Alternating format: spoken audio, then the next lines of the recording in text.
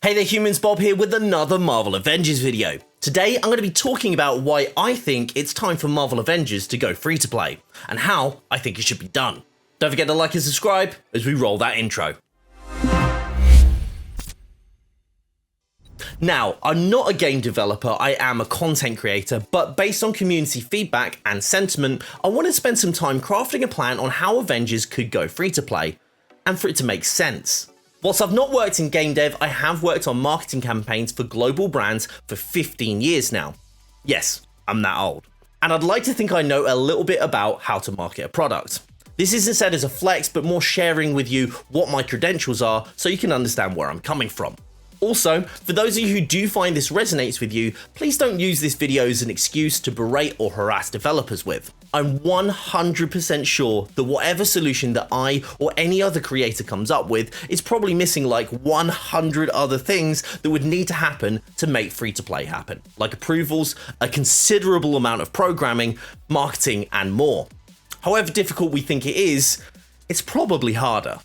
Either way, I wanted to address this as it's been a topic of conversation for a while on stream. So, let's do what we usually do and split it out into sections. We've already covered what we want to try and do, so the only other things to cover are why I think the game needs free-to-play, and how I think they could implement this so it actually makes sense. So, let's look into the why.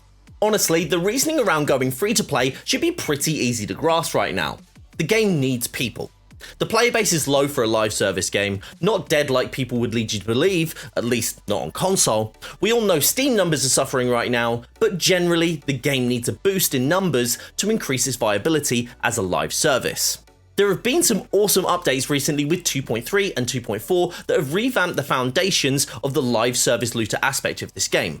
Changes that frankly needed to happen before adding any more heroes, villains, or mission content, as what tends to happen is we see an influx of new or returning players when new content drops, but they drop off shortly after, as the foundation of the game has traditionally not been geared towards the usual looter crowd.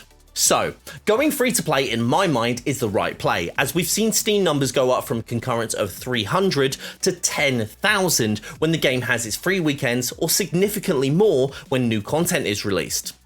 The game follows a monetization model that is very similar to Fortnite. All of the microtransactions are purely cosmetic and provide no actual advantage in the game, even though the game is PvE only. I'm personally a fan of this model, but I think the fact that a buy-in still exists for the game is its biggest hindrance. If you look at the price of the game right now, you can probably pick it up for around $20, or maybe even less if you're looking in the right places. An exotic skin for the game is around $14 though, which surely means at this point in the game's life, it would make more sense to go free to play and capitalize on the fact that people will likely want to look like their MCU or comic counterparts, especially when they're tying their MCU outfits with MCU properties dropping. Every time I watch an MCU film, I want to play this game, and if people have free access to the game, I think they'd want to do the same too. So now we've covered the why, let's talk about the how. Now, just whacking the game on free to play and being done with it is a no-no. It doesn't make any business sense to just suddenly start giving away a game that's still sitting on shelves in stores or on digital. But this concept I've mocked up just might be the way to do it. As you can see here, I've made a cheeky little concept that separates out the two sections of the game. Number one being story mode, which contains the main reassemble campaign, the two Hawkeye operations, Taking Aim and Future Imperfect, and the Black Panther expansion, War for Wakanda. And then the multiplayer side of things with Avengers Initiative. What I'm proposing here is that the developers separate the single player focused content from the online only content, and make the Avengers Initiative, where you can play as any hero in the live service looter part of the game, and make it free to play for all platforms. My reasoning here is quite simple. If players wanted to play the Avengers story, I imagine a large amount of them would have picked the game up at launch, when it was on sale, or paired with Guardians of the Galaxy, which had a much more positive reception than Avengers. They haven't. So, if you make the part of the game that has been actively improved and focused on free, I would say, and this is with a certain degree of certainty, you'd increase your player base. Also, to add to that, if they enjoyed the experience that the team is pushing, it's fair to say there is a much higher proclivity for those players to want to dive into the story, which at this stage is the paid side of the game, so they would have to purchase the full game.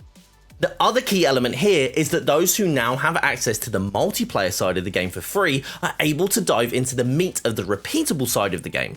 And the longer the player is playing the game, the higher are the chances of them purchasing the cosmetics is, to further fulfill the superhero fantasy that this game provides. All in all, I think that I've made a pretty compelling argument for free to play. If you think so too, don't forget to like and subscribe. And as always, stay safe, stay awesome, and I'll see you all soon. Bye bye.